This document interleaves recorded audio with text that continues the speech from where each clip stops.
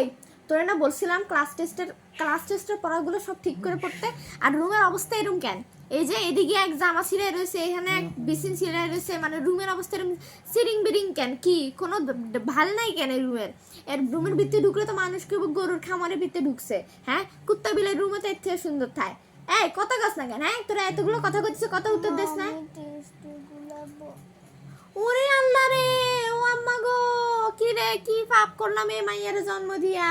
তুই তুই আমার মুখে মুখে তর্ক করতেছস, মুখে মুখে কথা কস, বেয়াদবি করতেছস। তোরে 9 মাস 10 দিন পেটে রাখছি, 9 মাস 10 দিন পেটে রাইখা সিজার কইরা বাইর করছি, আর তুই এখন এগুলা করস?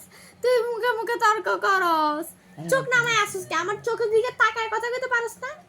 ও মা, অন্যায় করছস, অন্যায় কইরা আবার চোখে চোখ রেখে কথা কস। আরে ও আল্লাহ গো, এখন মাইয়া আমি জন্ম দিছি, এখন মাইয়া তুমি আমারে এটা দেখার আগে নিয়ে গেলা না কেন? এটা দেখার আগে নিয়ে গেলা না কেন? তোরে নিয়ে আমি কি করুম? তোরে নিয়ে আমি কি করুম? তোরে নিয়ে কি করুম? ও আল্লাহ গো, ও আল্লাহ, এ মাইয়া এরম করে কে আমার লগে?